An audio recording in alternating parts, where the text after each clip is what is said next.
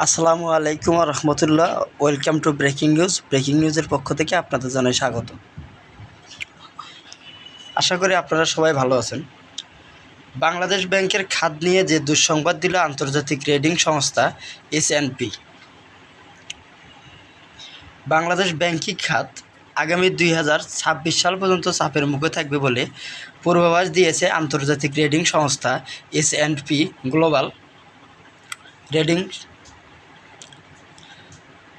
সংস্থার প্রধান ক্রেডিট বিশ্লেষক সিনয় ভার্জিন বলেন, বাংলাদেশ ব্যাংক খাত দীর্ঘদিন ধরে গঠনগত দুর্বলতা ও বিশেষ করে দুর্বল ঋণ অনুমোদন নীতিমালা এবং কার্যকর ফ্লোজর আইনের কারণে ভুগছে। মূল দিকগুলো হচ্ছে 2026 সাল পর্যন্ত ব্যাংকিং খাতে চাপ অব্যাহত থাকবে। উচ্চ ঋণ ঝুঁকি ও দুর্বল পরিচালনা খাতের স্থিতিশীলতা ও বিশ্বাসযোগ্যতাকে করেছে ক্ষতিগ্রস্ত। তারল্য সংকট ও মূলধন ঘাটতিতে সবচেয়ে বেশি ঝুঁকিতে ইসলামী ব্যাংক ও রাষ্ট্রায়ত্ত ব্যাংক। কঠোর ঋণ শ্রেণী কারণে বেড়েছে অস্বাভাবিক ঋণের চিহ্নিতকরণ, বাড়ছে সচ্ছলতা। সুদের হারও বৃদ্ধির মাধ্যমে আংশিকভাবে ব্যাংকের আয় পুনরুদ্ধার করতে হবে।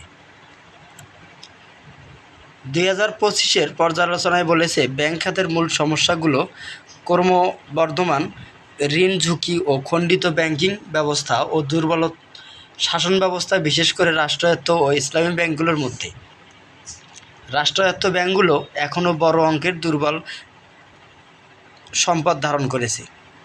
পুরনো ঋণ লাইনের নবায়ন না হওয়ায় এবং পূর্ণ তালিকাভুক্ত ঋণে ফিল্ড বেড়ে যাওয়ায় বোঝা যাচ্ছে যে অনেক ক্ষতির গৃহীতার নগদ প্রবাহে রয়েছে গুরুত্ব দুর্বলতা। তবে পরিস্থিতি কিছুটা উন্নতি সম্ভব হয়েছে। সাম্প্রতি নিয়ন্ত্রক সংস্থার কিছু করা পদক্ষেপ, যেমন ঋণের শ্রেণীকরণ, নীতিমালার কঠোরতা, নবায়নের কঠিন শর্ত ও ইচ্ছাকৃত খেলাপির সংস্থায় সচ্ছলতা, এসবের ফলে অবৈধ ঋণ চিহ্নিত করা সম্ভব হচ্ছে বলে বেশি পরিমাণে। স্বল্পমেয়াদী কষ্ট ভবিষ্যতের জন্য সচ্ছলতা বাড়াবে এবং আন্তর্জাতিক মানের সঙ্গে সঙ্গতি করবে আমাদের ঋণ ব্যবস্থাপনা। যদিও ঋণ ব্যবস্থাপনার কড়াকড়ি ও খেলাপি ঋণ বাড়ছে, তবেও উচ্চ সুদের হার, বাজার ভিত্তিক ঋণ হার ব্যবস্থার কারণে ব্যাংকগুলোর নিকট সুদের মুনাফা NIM কিছুটা বাড়তে পারে। 2026 সাল পর্যন্ত সুদের হার হয়তো উচ্চই থাকবে, যা ঋণ গ্রহণের চাহিদা কমবে। তবে একই সঙ্গে ব্যাংকগুলোর আয়ও বাড়তে পারে। মানবিক দৃষ্টিকোণ থেকে বললে, এই সংকটে সবচেয়ে ক্ষতিগ্রস্ত হচ্ছেন সাধারণ মানুষ ও ক্ষুদ্র উদ্যোক্তারা। ব্যাংকগুলোর ঋণ দিতে অনিচ্ছুক হওয়ায় নতুন ব্যবসা শুরুর সুযোগ সীমিত হচ্ছে। আবার যারা পুরনো ঋণ নিয়েছে তারা পূর্ণ তালিকাভুক্তি বা নবায়নের সুযোগ হারিয়ে পড়েছে আর্থিক বিপর্যয়ে। এখন প্রয়োজন যেটি,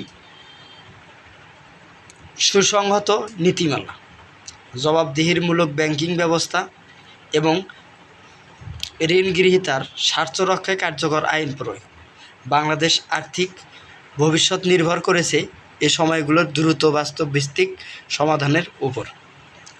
বন্ধুরা, আপনারা যদি আমার এই চ্যানেলটিতে নতুন হয়ে থাকেন তাহলে সাবস্ক্রাইব করে বেল বাটন অন করে লাইক, কমেন্ট, শেয়ার করে পাশেই থাকবেন। আজকের মতন এই থাকছে। পরবর্তীতে নিউজ পেতে পাশেই থাকুন।